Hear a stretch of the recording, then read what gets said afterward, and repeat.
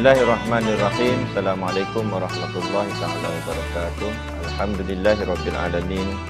Wassalatu wassalamu ala asyrafil anbiya'i wal mursalin wa ala alihi wa sahbihi ajma'in. Subhanaka la ilma lana illa ma 'allamtana innaka antal alimul hakim.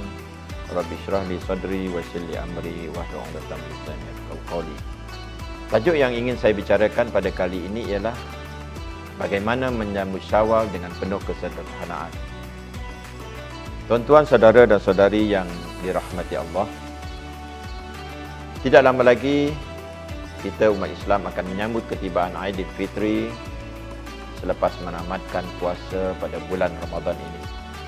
Meskipun sekarang ini kita masih di dalam bulan Ramadan, namun saya rasakan perkongsian ini akan mengajak saudara-saudari sekalian mengulang kaji perkara yang dianjurkan oleh Rasulullah sallallahu alaihi wasallam untuk dilakukan pada hari raya Aidilfitri nanti. Rasulullah sallallahu alaihi wasallam menyambut Aidilfitri selepas sebulan berpuasa. Pastinya terdapat tata cara yang ditunjukkan oleh baginda sallallahu alaihi wasallam untuk menyambut hari raya Aidilfitri ini. Rasulullah sallallahu alaihi wasallam bersabda yang bermaksud, puasa itu adalah hari kalian berpuasa dan Aidilfitri adalah hari kalian berbuka. Hadis riwayat Tirmizi dan Abu Daud. Hadis ini menjelaskan kepada kita bahawa tanggal 1 Syawal umat Islam dilarang berpuasa kerana itu masa untuk menunjukkan Ramadan sudah berlalu, segala pantang larang makan minum yang berkuat kuasa pada bulan Ramadan sudah berakhir. Beruntunglah bagi sesiapa yang berjaya memanfaatkan kehadiran Ramadan dengan melakukan banyak amal kebajikan. Kedatangan hari raya, saudara dan saudari, menjadikan kita umat Islam dapat bergembira atas segala nikmat dan kurniaan daripada Allah Subhanahu wa taala.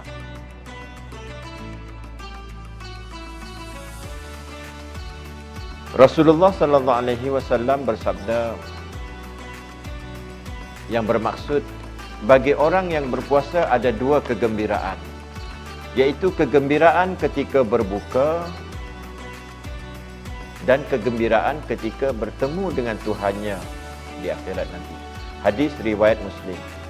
Tatkala umat Islam berbuka puasa sepanjang bulan Ramadan, mereka akan merasa gembira kena berjaya menghabiskan puasa, menunaikan puasa pada satu hari suntuk dengan berbagai cabaran. Kegembiraan merujuk kepada rasa syukur kerana berpeluang menunaikan perintah Allah, menunaikan kewajipan yang diberikan oleh Allah ke atas kita sepanjang bulan Ramadan ini.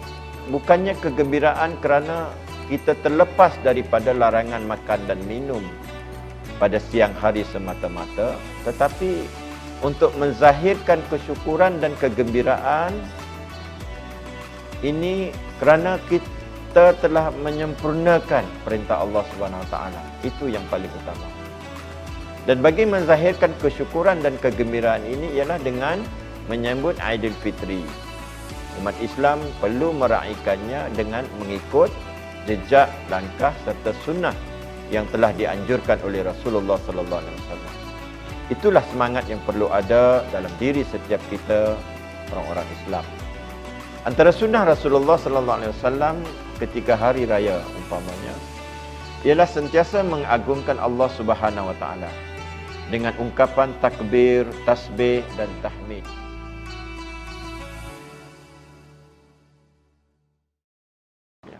Apabila terbenam matahari pada hari terakhir Ramadan, perbanyakkanlah mengingati Allah Subhanahu wa taala sebagai tanda kita mensyukuri nikmat kurniaannya. Memandangkan kita berada dalam tempoh PKP, Perintah Kawalan Pergerakan, kita boleh mengajak ahli keluarga kita sama-sama melangkan takbir selepas mendengar pengumuman atau perisytiharan Syawal oleh penyimpan Maha Besar Raja-Raja atau pihak kerajaan melalui radio, melalui media baru dan sebagainya.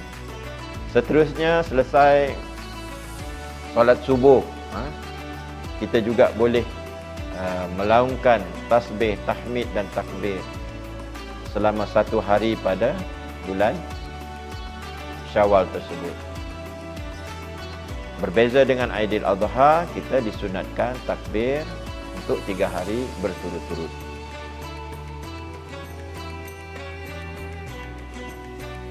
Sebelum itu atau pada malam Syawal yang sudah-sudah, selalunya umat Islam kita kurang kesempatan atau mungkin juga lalai ketika menjelang 1 Syawal. Masing-masing akan sibuk memasak, membeli belah, mencari pakaian-pakaian baru, sama ada di rumah ataupun di supermarket. Tetapi pada kali ini kita ditakdirkan oleh Allah SWT dalam tempoh PKP ini diberi kesempatan untuk bersama ahli keluarga bertakbir, bertasbih dan bertahmid mensucikan Allah SWT, bersyukur dan membesarkan Allah SWT. Malah ketika memasak pun ataupun membersih serta menghias rumah, kita juga boleh membasahkan lidah kita dengan menghidupkan hati kita, sentiasa bertakbir, memuji dan bertasbih kepada Allah SWT.